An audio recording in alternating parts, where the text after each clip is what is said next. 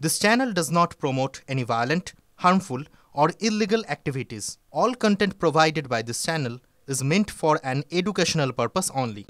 নমস্কার, সুপ্রভাত। আপনাদের আরও একবার স্বাগত জানাই TV9 বাংলায়। আমি শুভজিৎ রয়েছি আপনাদের সঙ্গে। সকাল 8টা মানে আপনারা জানেন 8 খবর এক্সক্লুসিভ। এই মুহূর্তে শুরুতেই যে খবরে আমাদের নজর রাখতেই হবে, স্বাস্থ্য ভবনের সামনে যে ধর্ণা কর্মসূচি, সেই ধর্ণা কর্মবিরতি তা কতদিন চলবে? এই প্রশ্ন অত্যন্ত গুরুত্বপূর্ণ। সে প্রশ্নের উত্তর আমরা খোঁজার চেষ্টা করছি। মাসকট স্পিন কন্ট্রোল ল্যাবের পরীক্ষায় এটি প্রমাণিত। কেয়াসেট আলোপেক্স পেন্টা অ্যাক্টিভ নতুন চুল গজাতে সাহায্য করে, চুল পড়া বন্ধ করে। কেয়াসেট alopex penta active 10 hair fall প্রবলেমের একমাত্র solution. UEM Jaipur is a perfect target for prospective students aspiring for good jobs, good education with future-ready skills. In detail আমি আপনাদের এই সংক্রান্ত লেটেস্ট আপডেট দেবো। আমি পিসিআরকে বলবো প্লিজ বিগ বলে প্লে করতে। এই মুহূর্তে লেটেস্ট আপডেট কি জানা যাচ্ছে? স্বাস্থ্য ভবনের ধর্ণা সহ কর্মবিরতি চলবে, চিকিৎসকরা এমনটাই জানিয়েছেন। 5 দফা দাবির চতুর্থ এবং পঞ্চম দফা নিয়ে আলোচনার তারা দাবি করছেন। দাবি নিয়ে আবারও প্রশাসনের সঙ্গে বৈঠক করতে চায় জুনিয়র ডাক্তাররা। এই মুহূর্তের লেটেস্ট আপডেট, জুনিয়র ডাক্তাররা বৈঠক করতে চেয়ে ইমেল করবেন। সেই বৈঠকের আলোচনার উপরে নির্ভর করছে কবে উঠবে স্বাস্থ্য ভবনের ধর্ণা। আমি আরেকটু ডিটেল জানবো। আমার সহকর্মী সোমা এই মুহূর্তে আমার সঙ্গে রয়েছেন সরাসরি। সোমা, আমি জানতে চাইবো যে কবে এই কর্মবিরতি বা কবে তাদের এই ধর্ণা কর্মসূচি থেকে তারা প্রত্যাহার করবেন, তা নিয়ে যা যা উত্তর পাওয়া যাচ্ছে এখনো পর্যন্ত আমি দর্শকদের জানালাম। তুমি ওখানে রয়েছো, ওরা এক্স্যাক্টলি কি বলছেন, তারা কিভাবে এই গোটা বিষয়টা এগিয়ে নিয়ে যাবেন?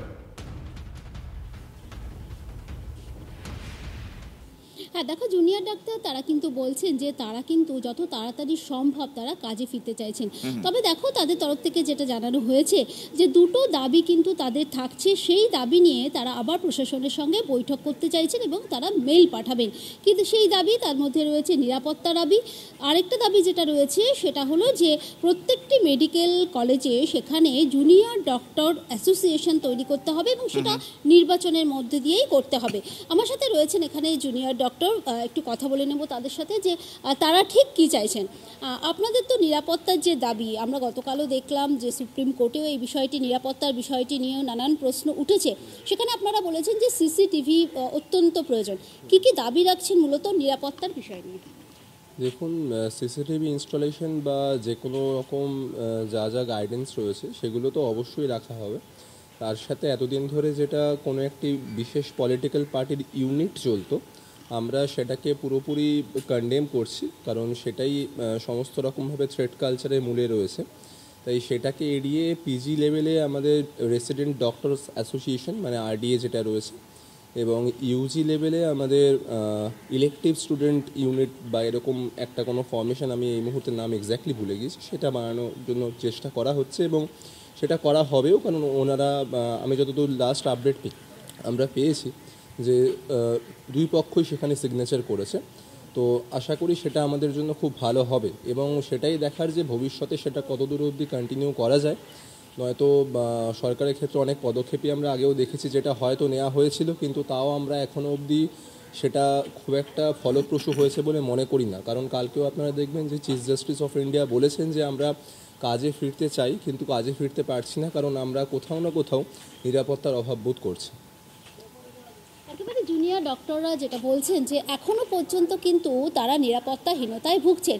কারণ নিরাপত্তার যে বিষয়টি সেটা সুনিশ্চিত করতে হাসপাতালগুলোতে সিসিটিভি ক্যামেরা লাগাতে হবে।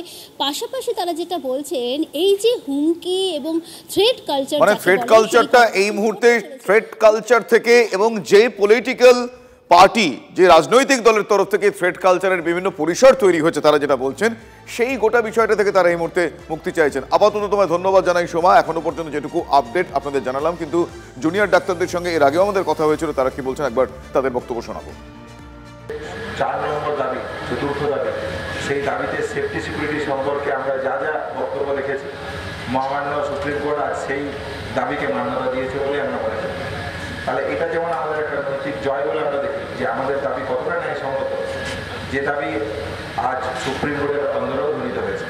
সেই জায়গা থেকেই আমরা বলতে চাই যে এই যে দাবি, চতুর্থ এবং পঞ্চম যে দাবি, সেই দাবি নিয়ে আমরা রাজ্য প্রশাসনের কাছে বলতে চাই, যাতে মহামান্য আদালতের যে অবজারভেশন, সেই জায়গাকে সম্মান রেখে আমরা অতি দ্রুততার সাথে কাজে ফিরতে পারি।